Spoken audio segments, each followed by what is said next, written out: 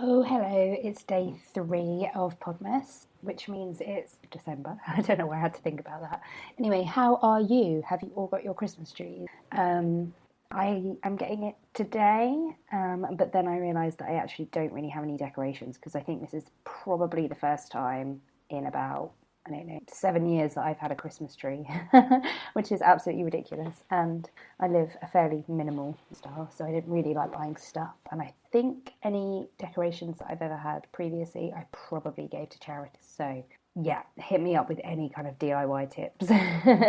So today I want to talk about business besties, which is a really cringe term, but it's a really important one because I think that one of the reasons that I have done so many things that I feel really proud of is because of the amazing people around me. So, a business bestie essentially is, and I think they talk about this in Being Boss a lot, and it feels quite American, it feels quite cringe, but what a business bestie or an accountability partner or whatever will do, cheer you on, help you to work through creative ideas that you feel stuck in.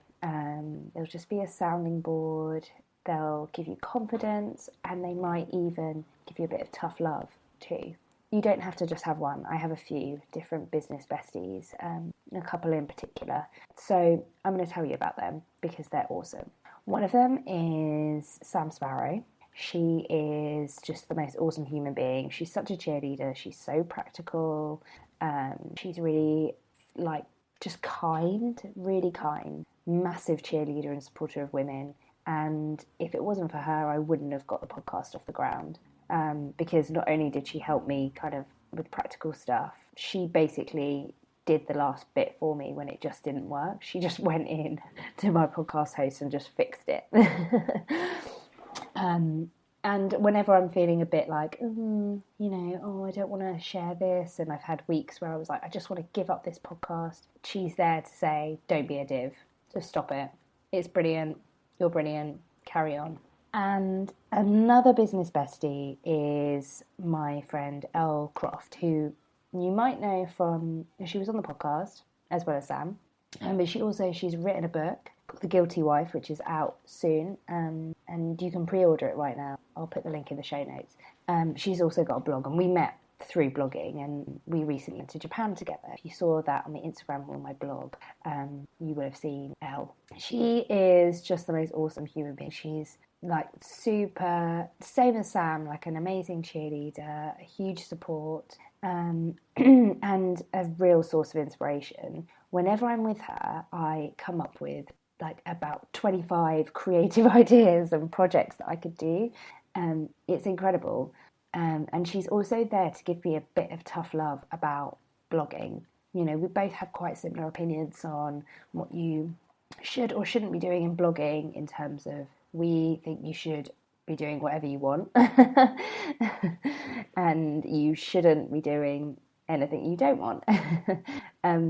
So we actually are collaborating on a really super exciting project in the new year. Well, we're really excited about it anyway. But the reason I'm telling you this is because I think it's really hard when you're freelance, or even when you're not freelance and blogging is your side hustle and you maybe eventually want to go freelance, or even if you don't, it's just, blogging, you don't always, especially if you're outside of a big city, you might not see your colleague. You might not get to chat to them in real life. You might just see the noise that's out there on Twitter or Instagram, or in blogging courses and in e-courses, and what you think people are doing. And sometimes that can feel really, it's hard. I don't want to talk trash about anybody in the industry, but I think it's really hard to see the wood for the trees. There are people out there doing really amazing things. Like Monica Stott has a brilliant blogger course,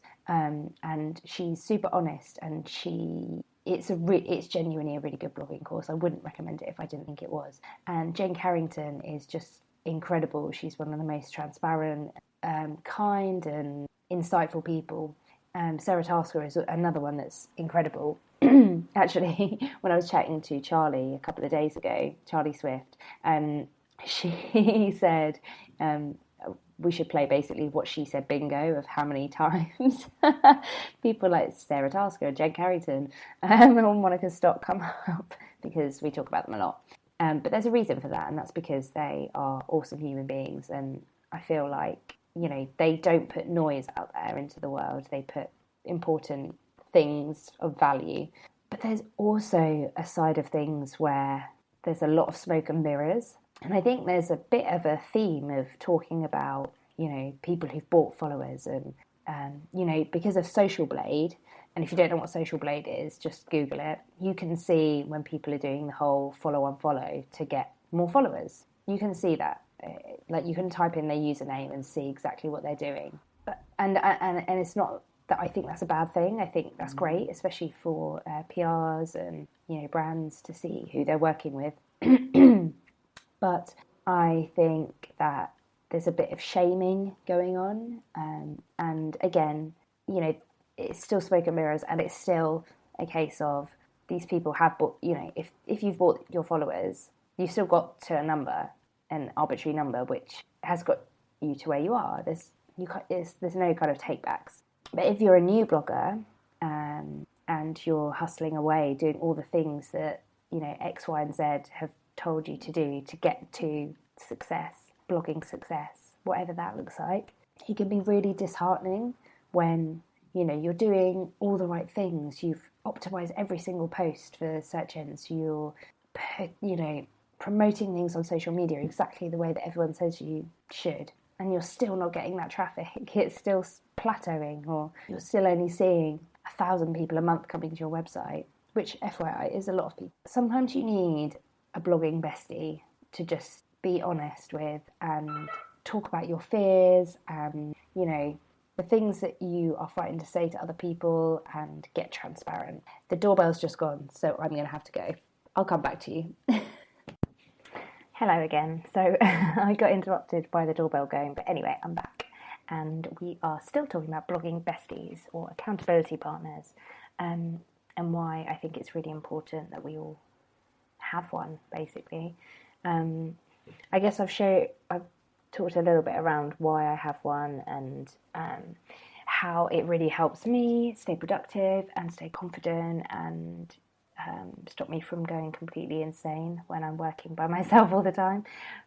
But I probably haven't talked about how you get one.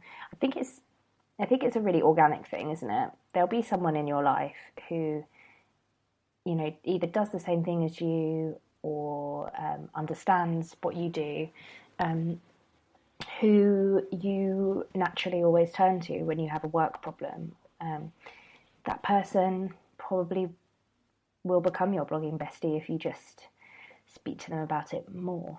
And you can make it a bit more formal as well. You know, you could arrange regular meetings, or I guess I don't really do that. I do meet with my blogging besties regularly, but that's because we're friends and we collaborate together on stuff. So just naturally, we catch up quite a lot. But also, I suppose I probably naturally make them more of a priority, just because I always feel really rejuvenated when I speak to them, and energized, and I also like them as people. So we don't always talk about work, but we often talk about work. And after I finish speaking to them, I always have a bit of a boost in, I don't know, like, yeah, work energy and flow, if you want to get really woo-woo about it. So it's happened really organically for me, but I met Elle in real life, and I met Sam online. So, I mean, that's the way that I met both of my blogging besties. And then there are other people, you know, my friend Jen, who writes the blog She Gets Around. She's really great for work advice. She's incredible. She's such a powerhouse. So I would always go to her if I had a problem, and she's really good at giving good practical, and she's good at tough love as well. She doesn't really suffer fools. So, and even if I've got people around me that aren't doing the same job as me, I might touch base with them and ask them. My husband is great at stuff like that. He doesn't do the same job as me, but he understands what I do, and he also really rates me highly, probably more highly than other people. So you can have more of an informal situation there. I don't think it's something that you should have, and it doesn't have to look like anything in particular. It doesn't have to look like my version of having a blogging bestie, and it doesn't have to fit into a being boss style category of blogging bestie. You can just look around you and just stay a bit more in tune with who you naturally go to, and then go to them a little bit more. So that's it for day 3. There'll be another one tomorrow, obviously. Keep tweeting me and dropping me a Facebook message or an Instagram message. I'm at Wanderloose Blog on everything, so it's super easy.